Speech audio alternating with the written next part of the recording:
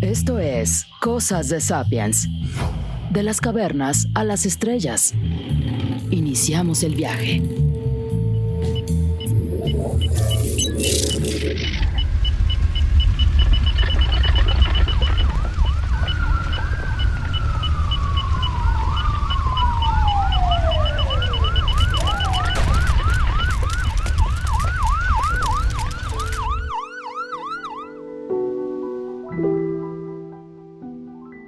Los sapiens nos podemos sentir orgullosos de muchos avances gracias a nuestro pensamiento e inventiva. Llevamos décadas haciendo viajes transatlánticos en jets llenos de comodidades. Nos podemos comunicar instantáneamente con otros sapiens de cualquier parte del mundo y hasta estamos planeando un viaje tripulado a Marte. Pero aún así, vivimos expuestos a los mismos desastres naturales que afectaron a nuestros antepasados que vivieron en las cavernas. Algunos de esos desastres naturales podemos verlos llegar desde lejos con nuestra tecnología, como los huracanes y los tornados. Otros pueden predecirse por los patrones del clima, como las sequías y las heladas. Pero los sistemas de alerta de los terremotos, que pueden suceder en cualquier momento, solo nos avisan con pocos segundos de anticipación. Aunque la evidencia indica que los terremotos suceden con la misma frecuencia que antes, cada vez somos más sapiens viviendo en ciudades cada vez más pobladas. Cuando tiembla la tierra, todo lo que está encima está en riesgo. No podemos evitar ni predecir con precisión los terremotos. Quizá nunca podamos. Lo mejor que podemos hacer es anticipar sus consecuencias, planear nuestra reacción y reducir con ello nuestra vulnerabilidad. Y por supuesto, podemos ayudarnos para cuando sucedan, porque la planeación y la solidaridad son cosas de sapiens.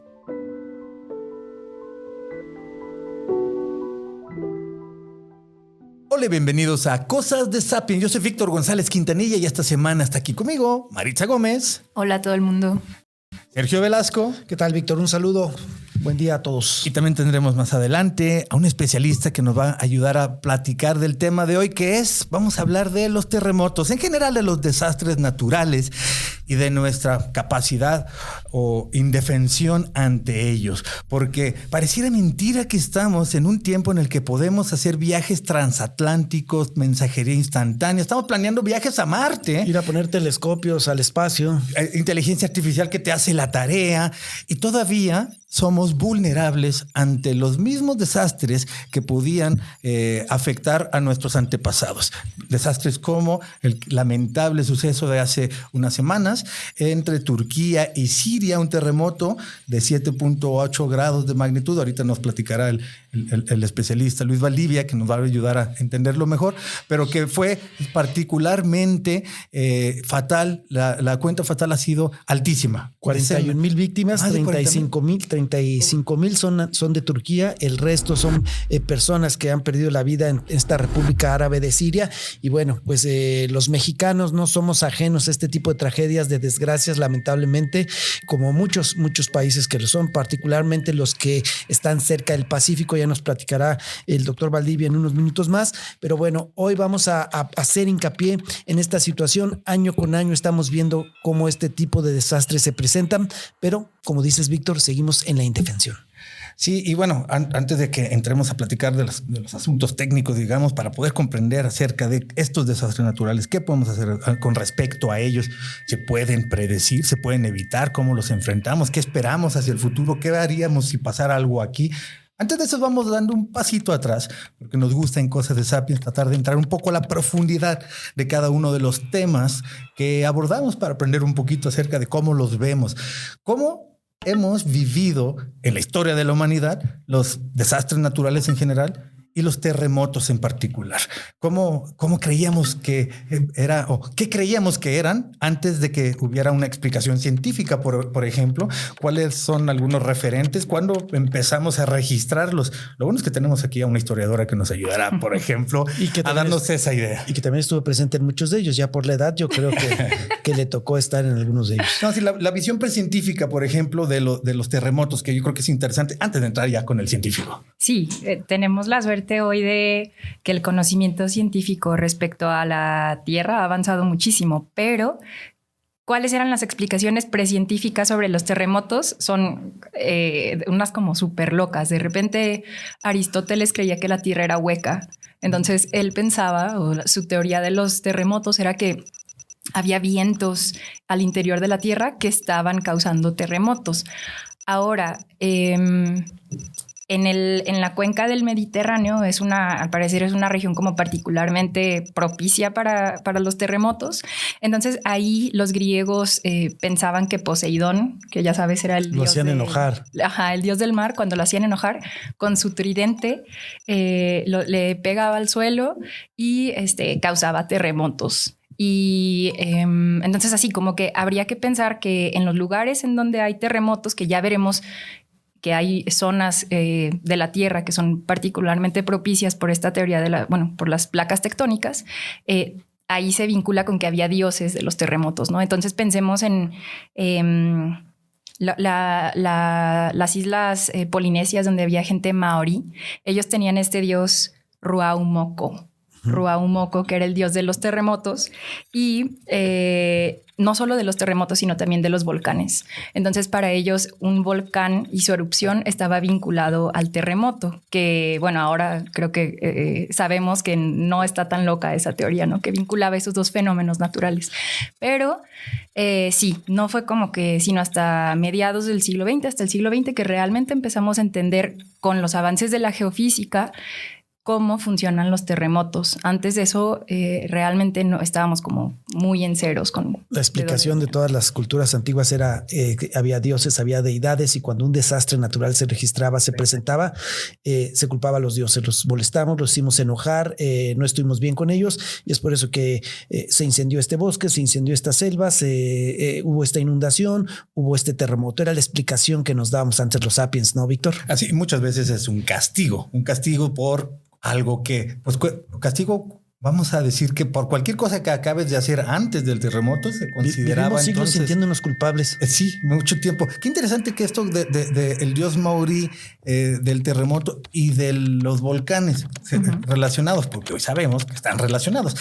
Particularmente en las islas hay un conocimiento empírico de que están relacionados, porque antes de una erupción volcánica se sienten estos movimientos telúricos, ¿no? Igual el mar, ¿no? O sea, ahora sabemos que hay fosas y bueno, ya escucharemos al respecto, pero lo que ocurre en el lecho marino también impacta en lo que sucede en la Tierra, ¿no? Entonces, me parece interesante que tenían como sus teorías que nos parecen a lo mejor muy básicas sobre los terremotos, pero por ahí estaban ya estas personas como haciendo vínculos entre un fenómeno y otro. Sí, pero vamos invitando, porque este podcast está hecho en la Universidad de Guadalajara y tenemos investigadores de quienes echar mano para que nos ayuden a entender lo que queremos explicar.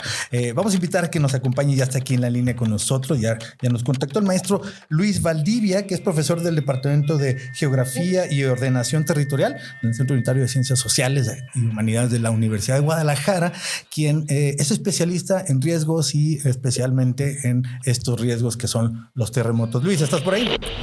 Sí. Hola, buen día. ¿Qué tal, Luis? Muchas gracias. Bienvenido a Cosas de Sapiens, Luis. Estamos aquí, Víctor, Maritza, Sergio. Te vamos a bombardear con algunas preguntas si eres tan amable a ayudarnos a comprender. Sí. Y empecemos por el principio, Luis. ¿Qué son los terremotos? Pues mira, son fenómenos producto pues de una tierra que está viva, por decirlo así, ¿no? Es decir, la tierra está formada por grandes estructuras geológicas, ¿no? Que se llaman placas tectónicas. Y estas placas tectónicas, digamos, separan la corteza terrestre, que sería como la epidermis de la Tierra, ¿no? Entonces, no es una sola estructura rígida, la corteza o la superficie de la Tierra desde el punto de vista geológico, sino que está separado por placas. Y estas placas se forman producto de los movimientos internos de la Tierra, particularmente de la zona del manto. Hay fenómenos de movimientos importantes en el manto que se reflejan a nivel de la superficie de la corteza y fracturan esta epidermis y forman placas, y estas placas tienen movimientos relativos entre sí, ya sea a través de colisiones, ya sea a través de separaciones o ya sea a través de movimientos tangenciales. Es decir, en las zonas de colisiones una placa subduce, técnicamente se llama así, se mete por abajo de otra placa y genera zonas de deformación y de pliegues y genera grandes montañas, por ejemplo el Himalaya. Tenemos otras zonas donde se separan las placas y se forma nueva corteza oceánica y forman los que se llaman los rifts oceánicos, que son grandes cordilleras en medio del Pacífico, en medio del Atlántico, particularmente en el Índico. Y hay otras zonas de bordes de placas que se mueven unas con respecto a otras de manera tangencial y se forman pues grandes fallas transcurrentes que se llaman así técnicamente, y pues es una de las más famosas fallas transcurrentes, pues es la falla de San Andrés. Entonces la corteza superficial, la epidermis de la Tierra está compuesta por placas, entonces, y estos movimientos generan acumulaciones y deformación de los grandes conjuntos geológicos y por un lado deforman y por el otro lado acumulan energía que al momento en que la roca cede por la cantidad de energía que va absorbiendo y deformándose, se rompe súbitamente y entonces genera ondas. Y estas ondas son las que nosotros le llamamos sismos. Entonces, los sismos es producto de la presencia de una tierra joven que está en constante movimiento, ¿no? Luis, me dijiste energía. ¿Y de dónde viene toda esa energía? Pues son los movimientos. El manto tiene un movimiento relativamente lento, ¿no? Entonces, este movimiento relativamente lento hace que se deformen las estructuras superficiales de la Tierra. Por ejemplo, en la zona donde sube el manto o el material viscoso, pues en la zona son las zonas de grandes de grandes fosas tectónicas. Ahí se separa la Tierra.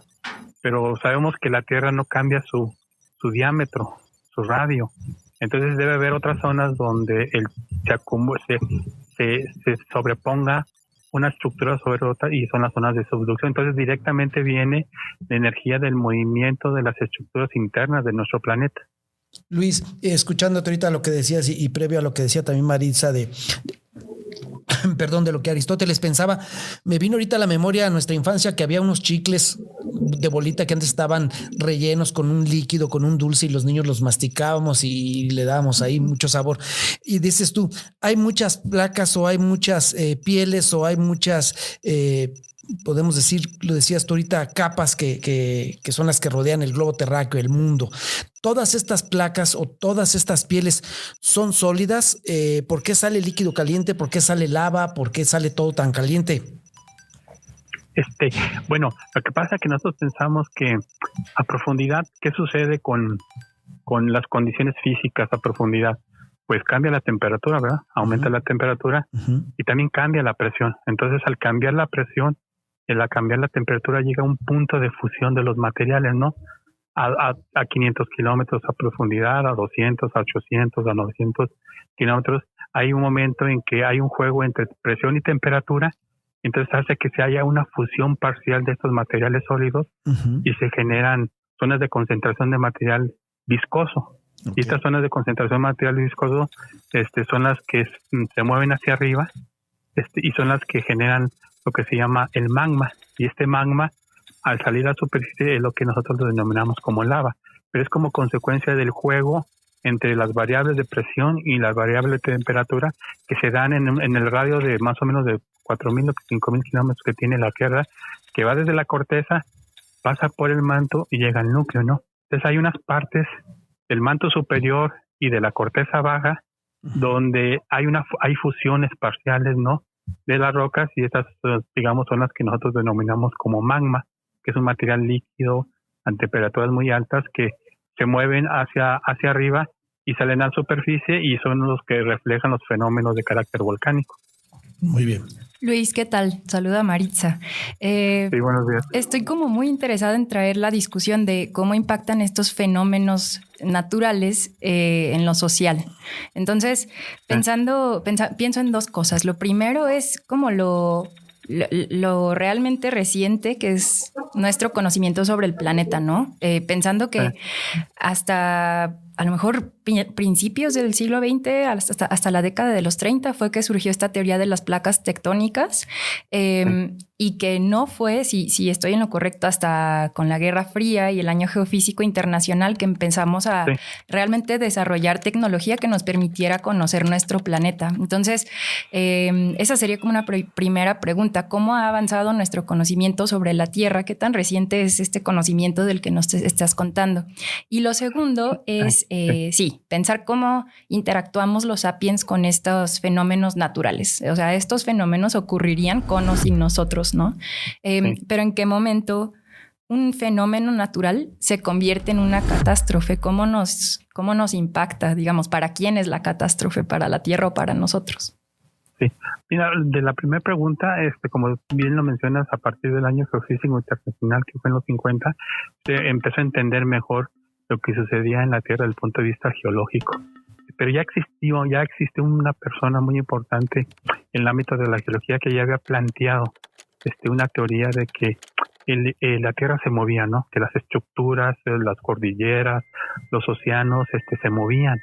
Que había y él utilizó, digamos, la semejanza entre el borde de la costa de Brasil con el borde de la costa de África, ¿no? Parece que como que encajaban como si fuera un rompecabezas.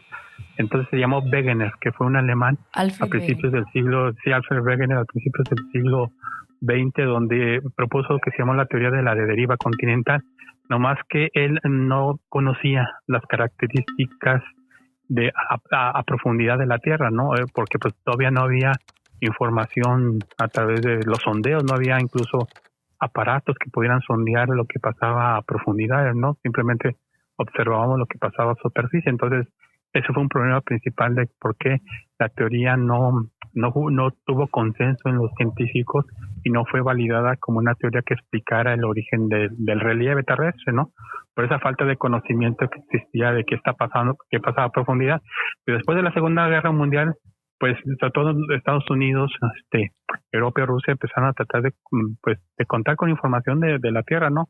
Entonces ellos empezaron a hacer muchos sondeos del fondo del océano y encontraron enormes sistemas de cordilleras en medio del océano, y entonces y empezaron a ver características muy particulares de que ciertas particularidades de las rocas tenían cierta polaridad distinta a la polaridad que existe actualmente. Entonces empezaron a dar cuenta que el fondo oceánico se estaba moviendo. Uh-huh. Y que se estaba moviendo, entonces que estaba vivo, que no era estático, que las sierras, las montañas, los valles, el océano no era algo que existía desde el origen de la Tierra, sino que algo que se estuvo moviendo constantemente. Entonces a partir de ahí los sondeos siguieron y se profundizaron, y se empezó con todos esos datos que se fueron generando de una gran cantidad de exploraciones que se dieron a nivel mundial, particularmente de Estados Unidos. Se conformó en los 60 y los 70 la teoría que se llama teoría de tectónica de placas, y que esa nos permite entender el origen de los sismos y el origen de los sismos, porque curiosamente el vulcanismo y los sismos se restringen a áreas muy particulares de la Tierra, no están distribuidos, digamos, de manera azarosa, sino que hay como franjas, como líneas muy particulares que se les llamó, por ejemplo, el cinturón de fuego del Pacífico, del Mediterráneo, del Himalaya, del Índico. Entonces esas zonas donde es donde convergen esas estructuras geológicas y donde hay deformación y hay choque, y entonces se genera acumulación de energía, y por lo tanto al tiempo esta acumulación de energía rompe la capacidad de deformación de las rocas y se libera de manera súbita. Entonces a partir de esas grandes exploraciones geofísicas que se dieron a partir de los 50, se construyó la teoría de la tectónica de placas, que es la teoría que mejor explica las características y el origen de estos dos fenómenos geológicos que van íntimamente relacionados, que son los sismos y los volcanes. Entonces ese por un lado, entonces eso ahora ya nos permite a nosotros entender que los sismos importantes o la mayor cantidad de sismos importantes que son destructores se generan en ciertas franjas de la Tierra, ¿no? En las zonas de choque, que se llaman las zonas de subducción, y que corresponde a todo este cinturón del Pacífico, particularmente, que abarca el 60 o el 70% de los fenómenos geológicos. Toda la zona del Mediterráneo, que precisamente ahí está Turquía como una zona muy activa, porque ahí choca la placa de África con la placa de Europa, y luego hay otra placa más pequeña que es la de Anatolia, que precisamente ahí es donde se generó el sismo. Toda la placa del India que chocó con Eurasia y formó las enormes montañas del Himalaya. Entonces, esto nos ha permitido entonces tener un conocimiento más preciso de cuál es el origen del fenómeno, y por lo tanto, pues estudiarlos de manera más puntual para poderlo predecir, porque siempre lo que queremos nosotros es tratar de predecir los fenómenos, porque son fenómenos que pueden generar catástrofes, y como tú mencionas, pues desafortunadamente estos fenómenos que son propios de la evolución de la Tierra generan catástrofe, pero no necesariamente un fenómeno como un volcán, la aparición de un volcán o la aparición de un sismo genera catástrofes, sino tiene que combinarse otras cosas. Otras cosas como, por ejemplo, el hecho de que había muchas personas viviendo en esa zona. Y a mí me gustaría ligarlo ya de una vez, Luis, si estás de acuerdo, a la actualidad y al suceso más reciente y lamentable del terremoto que sucedió en esta zona, en la provincia de Kahramanmaraş. ¿Por qué fue tan grave el terremoto de Turquía y Siria? ¿Por qué la cifra fatal ha sido tan alta? ¿Por qué se cayeron tantos edificios? ¿Cuál es ahí el factor importante que podríamos identificar?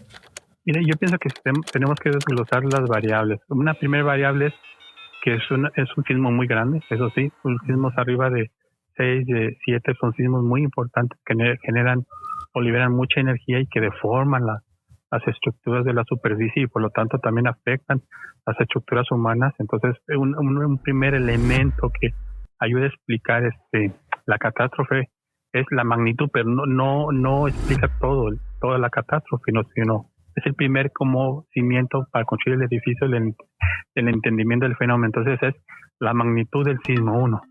Segundo es que son sismos generados en fallas transcurrentes. Como os decía, estas son fallas que se desplazan los bordes de manera tangencial. Entonces estas fallas transcurrentes generan sismos muy someros, de 10, 12 kilómetros. No como por ejemplo aquí en México, que la zona de Oaxaca, en Chiapas, los sismos pueden tener incluso profundidades de 40, 50, 60 kilómetros. Entonces, entre más somero es el sismo, es más intenso lo que se manifiesta en superficie. Entonces, esa es la segunda variable, que es relativamente somero un sismo muy grande. Entonces serían las dos explicaciones físicas, pero se combina con un aspecto que se llama vulnerabilidad. Es decir, es una zona, primero, con alta densidad de población. Es una zona que en los últimos años se empezó a construir edificios de 8, de 10, de 15 pisos. Esa construcción de edificios, al parecer, no cubrieron con los criterios que debió de haber habido una normatividad en función de lo que ya había sucedido en esa área. Esa área es una zona históricamente ocupada desde hace miles de años, ¿no? Es una zona que comunica Asia Menor, que comunica la zona de Israel con Europa. Entonces es una zona que tiene asentamientos humanos muy, muy antiguos. Entonces llevan un registro histórico muy pormenorizado de que es una zona sísmicamente activa. Entonces, en función de ese conocimiento empírico, debe de haberse, establecido normatividades más estrictas para la construcción ya de edificios. Al parecer, pudo haber habido una normatividad, pero viene la otra parte muy importante que tiene que ver con el fenómeno de corrupción. Al parecer, pues ya es por las ganancias, los intereses económicos, muchos de los desarrolladores, muchos de los inmobiliarios, no respetaron una normatividad mínima en la construcción, y lo que hizo la autoridad, simplemente les cobró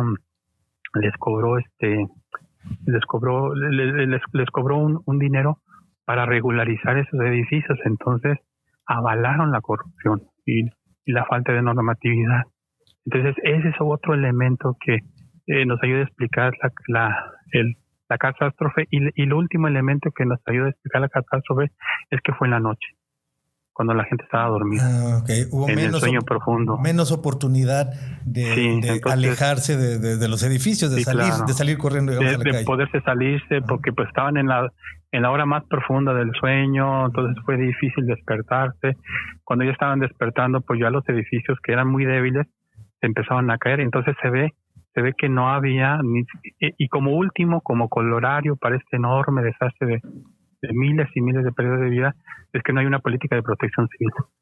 No tenían alertas tempranas. Totalmente, sí. No hubo alertamiento temprano.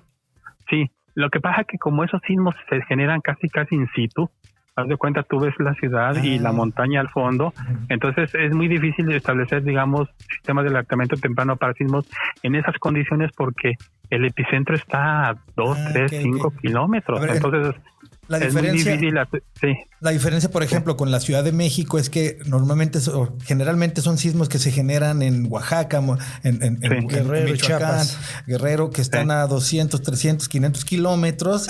Chiapas, 1000 kilómetros. 1000 kilómetros de distancia. Eso que dice Víctor es bien interesante porque decías tú esto que pasa en Israel con la cercanía. ¿Por qué a esa distancia, 1000 kilómetros de Chiapas, 800 de Tuxtla Gutiérrez, casi 600 de la capital de Oaxaca con la Ciudad de México, o en el mismo Guerrero con Chilpancingo, que también es una distancia grande? ¿Por qué en la Ciudad de México se siente más fuerte y por qué sufren más ellos este tipo de cuestiones tanto físicas como de intensidad? Porque nosotros que estamos en Jalisco, que estamos en esta franja que tú hablabas de este cinturón del Pacífico, sí lo sentimos, pero no lo sentimos con esa fuerza y con esa intensidad en nuestros edificios. Porque también tenemos que entender, digamos, que hay condiciones particulares del sitio donde están, digamos, asentadas las poblaciones. Guadalajara tiene una condición particular de un suelo menos deformable que la Ciudad de México. La Ciudad de México está asentada en un antiguo cuerpo lacustre donde los sedimentos están totalmente, se pueden deformar completamente. Y entonces hay agua, hay sedimentos, y entonces actúan de manera muy distinta los sedimentos que se pueden deformar ante movimientos sísmicos que no necesariamente tienen que ser de magnitud mayor, ¿verdad? Ese es el problema de, por ejemplo, de la Ciudad de México, que sus condiciones del subsuelo lo hacen más vulnerable a eventos de sismicidad importante. Como dice la canción, la condición particular. La canción dice Guadalajara en un llano, México en una laguna. Eso quizás resume esa condición que también me lleva a una pregunta muy importante, creo que nos hemos hecho, es ¿se pueden predecir? Digo, la alerta temprana es una cosa que, según entiendo, el sismo sucede lejos y se alcanza a avisar unos segundos antes para que la gente alcance a salir de sus casas con una alarma. Y que se escucha con fuerza. Y que se escucha con mucha fuerza. En la Ciudad de México. Y hay una cultura de que se sabe qué hay que hacer cuando pasa. No solo está la alerta hacia todo lo que da, sino que ya todo el mundo tenemos el Sky Alert. Entonces es como... Córrele, porque si no fue la alarma que sonó afuera de tu casa, ya es Sky Alert y es como corre. Y que eso disminuye la vulnerabilidad, que es uno de los factores más importantes por el cual se multiplica el riesgo. Pero entonces, otra pregunta más, digamos, de largo alcance es, ¿podemos predecirlos con anticipación? Una anticipación de años, de días. ¿Es verdad que ya podríamos como considerar que en tal día y a tal hora va a pasar, o eso todavía no llegamos? No, es imposible poder predecir el día y la hora. Lo que sí se puede predecir es cuáles son las zonas con mayor probabilidad de poder generar un sismo de cierta magnitud. Eso sí se puede predecir, ¿no? Con todos los estudios geofísicos, por ejemplo, que están haciendo en la zona que va desde Jalisco, por poner el ejemplo, Jalisco a Chiapas, sabemos que zonas no han tenido sismos importantes en los últimos 100, 50, 200 años. Y en las zonas donde no ha habido sismos importantes a lo largo de todo este borde de la zona costera de México, sabemos que esas zonas que no ha habido sismos están acumulando energía y por lo tanto va a llegar un momento en que se rompa las rocas y generen un sismo. Entonces, se pueden identificar las zonas más probables de generación de energía y un poco el tamaño del sismo en función de la acumulación de las deformaciones. Pues, eso sí se puede hacer, pero se puede prever que en un periodo de 10 años, de 15 años, puede presentarse un sismo de tal magnitud, pero nunca, hasta ahorita no ha habido la manera de poder predecir, y va a pasar mucho tiempo en predecir porque los sismos es un fenómeno muy complejo desde el punto de vista geológico, ¿no? Interviene una gran cantidad de variables. Entonces esas variables están en función de las condiciones de profundidad de las rocas y de las energías que están acumulando. Entonces es muy difícil. Ni siquiera, por ejemplo, en Estados Unidos están monitoreando las fallas. Se pueden predecirlo porque hay a veces fallas que no se observan en superficie y que pueden ser las que se pueden romper en un próximo sismo. Entonces ni siquiera en Estados Unidos, en la falla de San Andrés, que está completamente monitoreada, pues tiene la capacidad de poder predecir, mucho menos en zonas como en Anatolia o en Turquía, donde de plano pues es tan compleja la geología y la tectónica que pues es imposible poder predecir. Entonces lo que se tendría que más bien hacer es tener una política de protección civil y una normatividad en función del conocimiento histórico que se tiene del tipo de sismos que se están presentando, por lo menos tener esos dos elementos para que no esté totalmente la población expuesta a sufrir pues una catástrofe, de la catástrofe que tuvo Turquía, o de lo que nos sucedió en México a nosotros en los años 80, que afortunadamente 85. fue parteaguas, en los 85 parteaguas de la construcción del Sistema Nacional de Protección Civil, ¿no? Entonces debe haber, yo pienso que políticas de protección civil para disminuir la vulnerabilidad y aumentar lo que le llaman en los últimos años la resiliencia, que es la capacidad de respuesta de las sociedades ante un evento perturbador. Históricamente, el terremoto con más personas muertas ocurrió en China en 1556. Murieron aproximadamente 830,000 personas.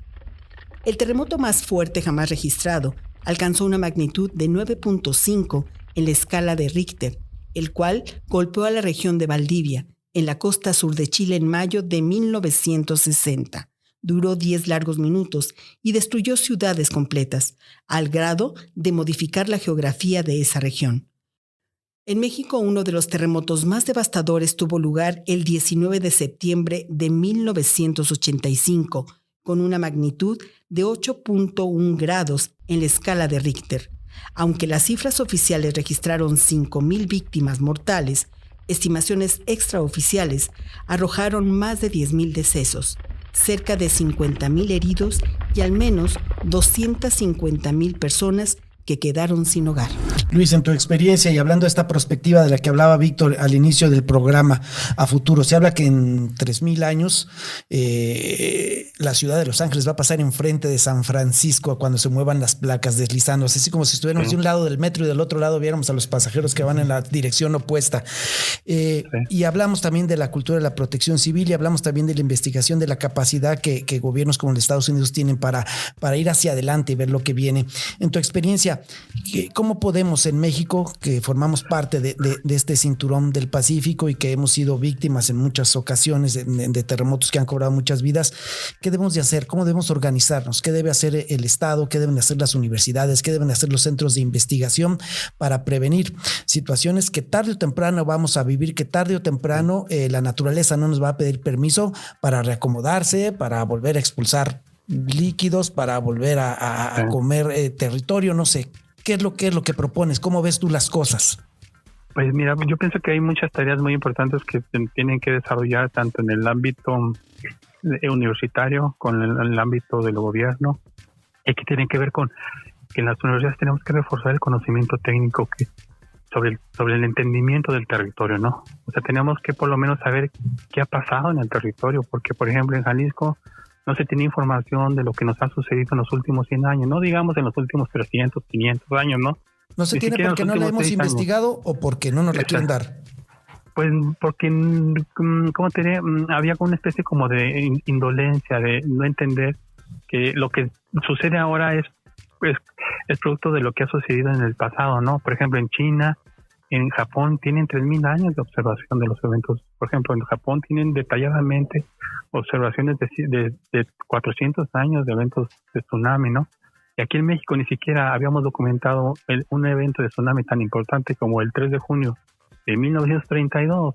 Ni siquiera habíamos documentado bien ese evento importante de tsunami y de sismo en el 32. Imagínense, entonces como que había una cierta indolencia. Entonces tenemos que abrir líneas de investigación que nos permitan consolidar el conocimiento del territorio, entender las variables que están involucradas en la génesis de los fenómenos, qué fenómenos están ocurriendo en nuestro territorio, ¿no? Si son sismos, si son huracanes, si son tornados, si son tsunamis, si son deslizamientos, si son agrietamientos, ¿no?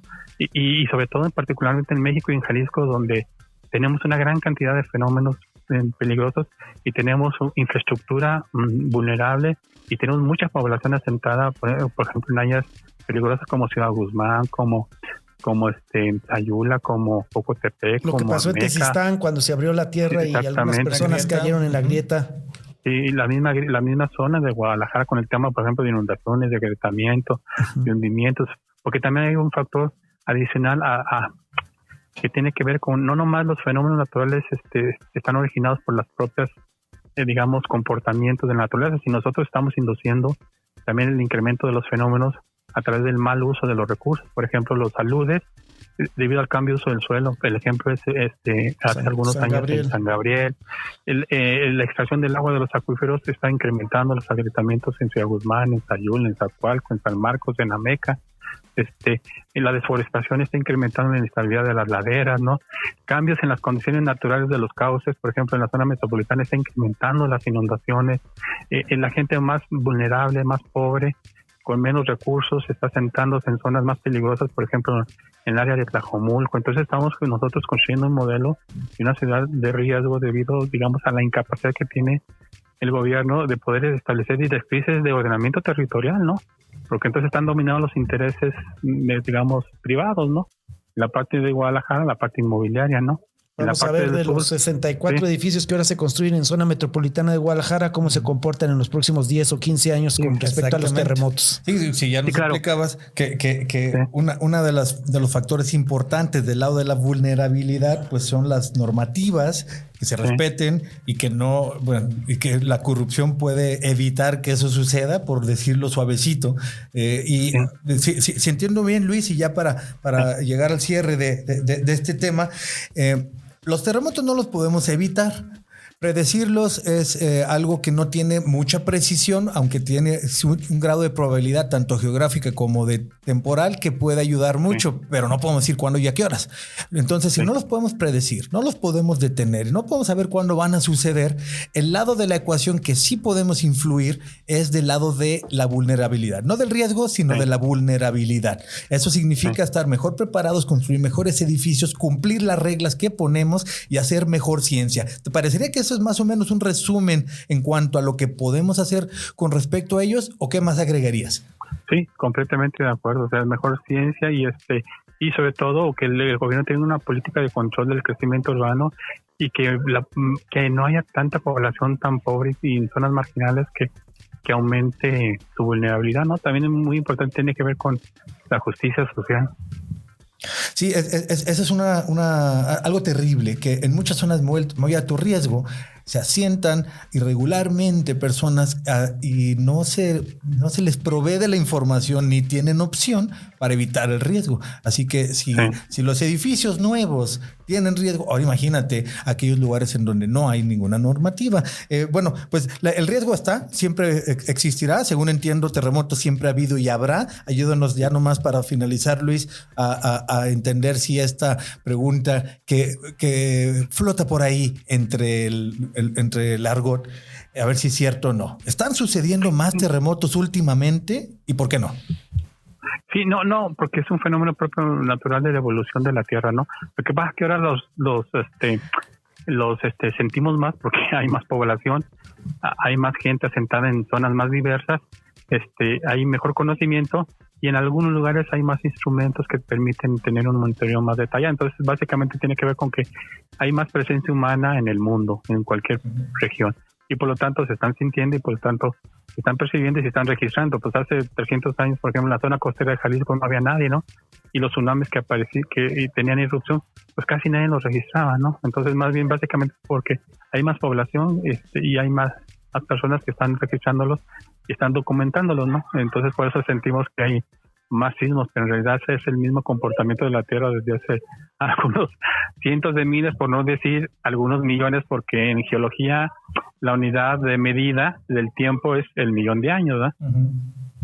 Muy bien, Luis, y eso tiene que ver con lo que decías, Maritza, al principio de, es catástrofe cuando hay gente, pero si no, simple y sencillamente fue algo que pasó, ¿no? Como dice esa frase de si un árbol cae en el bosque, pero no hay nadie que lo oiga, ¿hizo realmente ruido? Se cayó. ¿O realmente se cayó? Bueno, Luis, te agradezco mucho tu tiempo, tu explicación, que nos ayudaras aquí a desmenuzar un poco todo este tema que nos interesa mucho y que queremos comprenderlo y que aparte nos ayuda a darnos una idea de cómo enfrentamos el mundo en el que vivimos, los problemas que inevitablemente tendremos y los que lamentablemente se llevaron a muchos de nuestra especie, pero que tendríamos que aprender, pensar, planear y actuar hacia adelante para poderlos enfrentar mejor. Le agradezco mucho, Luis, haber estado aquí con nosotros en Cosas de Sapiens. Gracias a ustedes, muy amable y buen día. Bueno, pues ya escuchamos a Luis Valdivia, el experto en riesgos en general, pero en este caso nos ayudó a entender de terremotos. Algo que acabamos de escuchar de él que pudiera yo puntualizar, además del resumen que nos ayuda a hacer, es cuando está abajo se llama magma y cuando sale se llama lava. Así es. Esa roca fundida abajo se llama magma y se puede estar moviendo, y hasta que sale por un volcán se llama lava. Inevitables. Los terremotos, como también muchos otros desastres naturales, siempre han sucedido. Lo que podemos hacer es medir, planear, tratarnos de mover del lugar si es que viene, por ejemplo, un huracán y nos avisa. Dormir con tenis. Dormir con tenis, tener sistemas de alerta tempranas. Ahora, todo eso pareciera que no es suficiente y lamentablemente no es todo completo y perfecto, pero nos ayuda muchísimo. Antes solo podíamos pensar que era un castigo divino o que solamente podíamos darnos una idea de que llegaba un huracán cuando ya estaba encima de ti. Hoy tenemos tecnología que nos ayuda a avisar temprano. Hacia allá va la investigación y la innovación que nos ayudará a identificarlos mejor. No los vamos a poder evitar. Al parecer, predecirlos con precisión, los terremotos, así decir, a tal día y a tal hora va a suceder, no es algo viable. No va a suceder pronto, quizá en el futuro. Nunca sabemos qué inventemos después, pero por el momento no se puede. Pero bueno, vamos a tratar de comprenderlos mejor. Y de hecho, no solo en la Tierra. Escuchábamos por ahí que hace ya 4 o 5 años se lanzó una misión espacial a Marte con sismógrafos. Es decir, hay una nave que ya está midiendo los martemotos. No son terremotos, no es la Tierra, es martemoto. Y ya tenemos ahí un sismógrafo dándonos una idea de cómo se comporta allá, lo cual nos ayuda a entender un poco más de cómo se comportan acá. Y también en la Luna, ¿cómo se llamarían en la Luna? Lunamotos. Lunamotos. También hay sismógrafos en la Luna. Ya se colocaron ahí y sabemos más o menos cómo funcionan allá, lo cual nos ayuda a saber más de cómo es nuestro planeta, ¿no? Pues alguna reflexión final para cerrar el tema de hoy de estas catástrofes naturales, los terremotos y lo que podemos hacer al respecto. No, pues qué triste y qué lamentable esta situación de Turquía y de Siria. Las víctimas, estábamos viendo fotografías, videos de los niños, de las mujeres, de los ancianos, que son los que más sufrieron porque son los que tuvieron menos oportunidad de correr, de acercarse a un espacio seguro. Y también estoy pensando en esta serie de funcionarios corruptos que los hay en todas partes del mundo. Si dormirán bien, si perdieron algún ser querido, quienes formaron parte de la corrupción. Estoy pensando en el colegio ese Repsamen de la Ciudad de México y de todos los edificios que fueron construidos sin licencias porque un inspector se hizo de la vista gorda, porque un funcionario se llenó los bolsillos, porque algún delegado dijo aquí no pasa nada, vámonos. Y bueno, estamos pagando las consecuencias. Creo que lo mejor que podemos hacer ahora es no formar parte de todas estas cosas, de todos estos círculos. Y cuando vemos una situación de estas, cuando vemos que nuestra calle, nuestra colonia, por el lugar donde trabajamos está construyendo algo y vemos que las cosas no se están haciendo bien, hay que hablar, hay que denunciarlo, hay que levantar la mano, hay que decirlo. Sí, yo creo que pones el dedo en la llaga en cuanto a la afectación social de un fenómeno natural, inevitable, pero que pudo haber estado mejor preparada la sociedad. Afortunadamente en México ya tenemos más cultura de qué hacer en el momento y sistemas de aviso temprano. Se ha criticado mucho porque este terremoto sucedió entre 2 países en donde si el grado de corrupción abajo causa problemas, ahora imagínate cuando el grado de corrupción llega hasta arriba. Sí. Y las críticas son precisamente a que son 2 regímenes autoritarios, totalitaristas, que han hecho las cosas pues a su manera, con menos instituciones de contrapeso que ayuden a verificar que se haga lo que le conviene a la mayoría. Y yo creo que entonces ahí el apunte es, hay que tener instituciones sólidas que nos ayuden a cuidarnos de las catástrofes que pueden suceder, porque tener un sistema, por ejemplo, de científicos investigando para poder planear, hay que primero saber, hay que comprender para poder después planear y después accionar, tener una estrategia y un protocolo de cómo accionar cuando suceda algo inevitable. Al parecer, y la crítica es, en estos países no estaban posicionadas las estrategias y eran muy débiles las instituciones que tenían que proteger a su población. Muy triste. Bueno, lamentable, pero los terremotos van a seguir sucediendo. Lo que podemos hacer es estar preparados lo mejor que se pueda y aprender de ellos, tener una idea de qué son, no caer en chismes de que se pueden predecir porque ya sabemos que no, no caer en la idea de que cada vez suceden más porque ya nos explicó Luis Valdivia, simple y sencillamente nos enteramos más, vemos más personas y nos enteramos más, ya no caen árboles en el bosque vacío porque ya casi no hay bosques vacíos, en todos lados hay gente y donde pase un terremoto ya nos vamos a enterar en segundos. Antes a lo mejor mejor no te enterabas, pero ahora en segundos lo ves en Twitter. Y pues bueno, en algunas zonas están muy pobladas. Yo subrayaría nada más para terminar que una catástrofe solo es una catástrofe cuando no tenemos los recursos adecuados para hacerle frente a lo que es un fenómeno natural, ¿no? Entonces, subrayaría eso, que hay que integrar a los expertos no solo a la creación, sino a verificar que se cumplan estas políticas públicas que a fin de cuentas son para cuidarnos a nosotros mismos, y nosotros como ciudadanos también estar al tanto de la rendición de cuentas, ¿no? Que en efecto se cumplan las políticas que tengan en cuenta conocimiento científico y técnico. Y la seguridad de todos es demasiado importante como para dejarla solo en manos de los políticos. Tenemos que participar todos. Pues bueno, ahí cerramos el tema de hoy. Agradezco mucho a Luis Valdivia que estuvo aquí ya con nosotros hace un momento. Y pues bueno, muchas gracias Maritza, muchas gracias Sergio, sobre todo muchas gracias a ti que nos escuchas, que nos ves a través de las plataformas de podcast, a través de YouTube. Como siempre, referencias y lecturas sugeridas a través de la descripción de los programas. Si te gusta lo que hacemos, suscríbete y comparte. Y si no, bienvenido al debate.